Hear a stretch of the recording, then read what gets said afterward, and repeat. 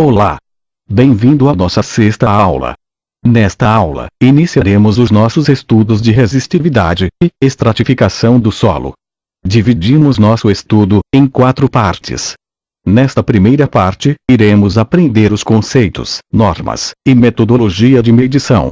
Nas aulas seguintes, aprenderemos sobre a determinação dos pontos de medição, estratificação do solo, pelo método de Pearson, ou analítico, e computacional. Também veremos como aplicar os resultados das medições de resistividade e estratificação do solo para calcular um sistema de aterramento. Os conceitos e metodologia descritos a seguir estão baseadas na norma NBR 7117.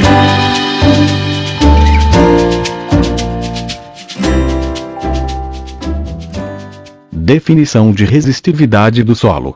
A resistividade elétrica do solo, resistência específica do solo, ou, simplesmente, resistividade do solo, é a resistência, entre faces opostas, do volume do solo, consistindo de um cubo homogêneo e isótropo, cuja aresta mede uma unidade de comprimento.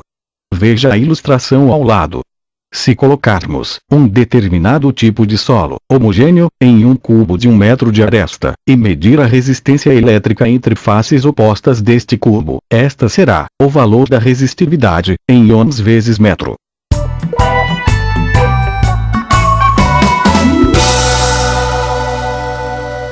Medição de resistividade do solo. A determinação dos valores das resistividades do solo e sua estratificação é de importância fundamental para o cálculo das características de um sistema de aterramento, subsidiando o desenvolvimento de projetos, bem como a determinação de seus potenciais de passo e toque. Em geral, o solo é constituído por diversas camadas, cada uma apresentando um certo valor de resistividade e uma espessura própria, como vemos na ilustração ao lado. Considerando-se, portanto, a heterogeneidade do solo, verificada pela variação de sua resistividade, à medida em que suas camadas são pesquisadas, a necessidade de se procurar meios e métodos que determinem essas variações, sem que seja necessário lançar mão de prospecções geológicas, o que, de certo, inviabilizaria os estudos para a implantação de sistemas de aterramento.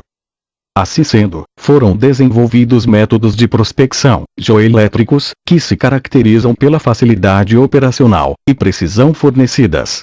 A complexidade adicional, causada pelos solos não uniformes é comum, e apenas em poucos casos a resistividade é constante, com o aumento da profundidade, ou seja, homogênea. Basicamente, os métodos que utilizam sondagem elétrica procuram determinar a distribuição vertical de resistividade, abaixo do ponto em estudo, resultando então em camadas horizontais, geralmente causadas por processos sedimentares. Em função de pesquisas já realizadas, pode-se dizer que metade da corrente injetada no solo circula acima de uma profundidade igual à metade da distância entre eletrodos, e que grande parte da corrente flui acima da profundidade igual à separação entre eles. Para estas conclusões pressupõe-se a condição de solos homogêneos, não sendo as mesmas válidas para solos estratificados, nos quais a densidade de corrente varia de acordo com a distribuição de resistividades. Os gradientes de potencial da superfície do solo, dentro ou adjacentes a um eletrodo, são principalmente uma função da resistividade da camada superficial do solo. Em contraste, a resistência do eletrodo de terra é primariamente uma função de suas dimensões e das resistividades das camadas mais profundas do solo, especialmente se o eletrodo for de grandes dimensões. Estratificações oblíquas e verticais, derivadas de acidentes geológicos, não são objeto de estudo desta norma.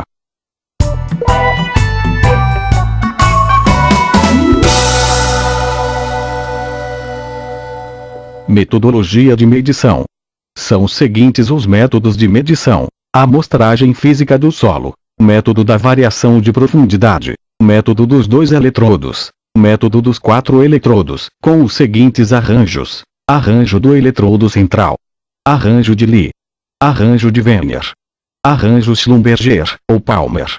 Neste estudo, iremos considerar o método dos 4 eletrodos igualmente espaçados, pelo arranjo de Werner, pela sua facilidade, e por ser recomendado para grandes áreas, conforme NBR 7117. Para a realização das medições de resistividade, utilizamos dois eletrodos de corrente inseridos no solo, pelos quais se faz circular uma corrente, e também empregamos dois eletrodos de potencial, que detectarão uma diferença de potencial V, por onde passará a corrente no solo.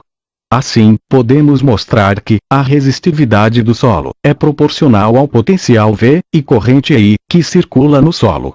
Os eletrodos são igualmente espaçados, como mostrado na figura ao lado. Para este arranjo podemos utilizar um termômetro, com 4 terminais, conforme ilustração e modelo ao lado. C1 e C2 são os eletrodos de corrente.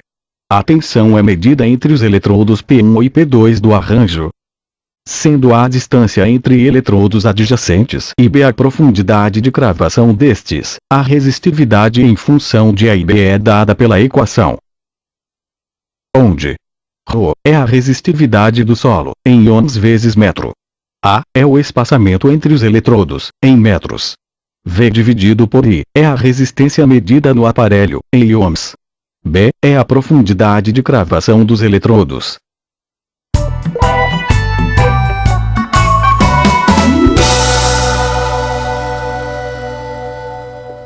Na prática, são usados 4 eletrodos, localizados em uma linha reta, espaçados igualmente, em intervalos iguais, enterrados a uma profundidade que não exceda 10% da distância entre os eletrodos.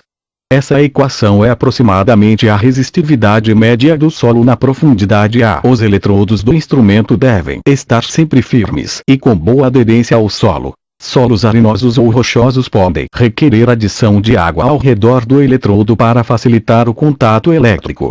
Um conjunto de leituras, tomadas com vários espaçamentos entre hastes, resulta em um conjunto de resistividades que, quando plutadas em função do espaçamento, indica a variação da resistividade com a profundidade.